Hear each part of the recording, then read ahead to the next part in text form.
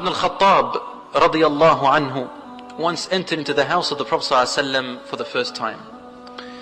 And as he sat down, he had a smile on his face when suddenly he began to cry. Yabki.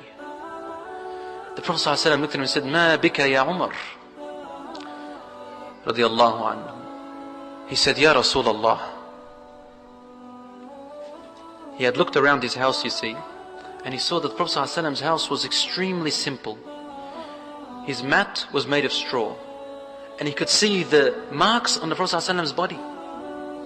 His pillow was stuffed with coarse leaves, and he could see the effects on his cheek, his blessed cheek, sallallahu alayhi wasallam. He looked at the corner and he found some barley which was not attended to, still in its mother stem. He looked at his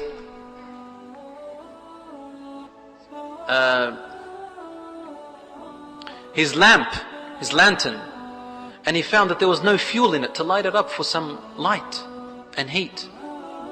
He said, Ya Rasulullah, the emperors of Kisra and Qaisar, of Persia and Rome, they are reclining on silk and eating from the most exquisite meals. Everything they want is there for them, and wearing from the most expensive clothing. Wa anta ya Rasulullah, you, O Messenger of God, the best of all human beings, fi hadha, like this? The Prophet ﷺ stood up and he smiled to teach us a lesson, not to wail and whine.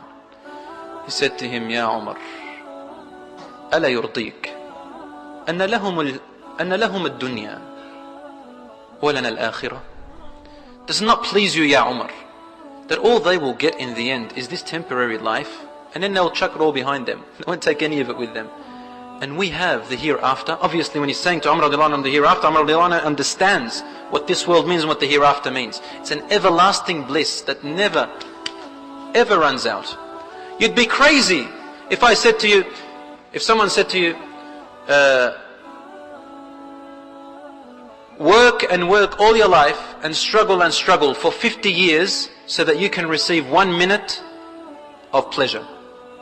Would you be sane if you were to go through hardship and plowing for 50 years to receive 1 minute of pleasure? Would anybody do that?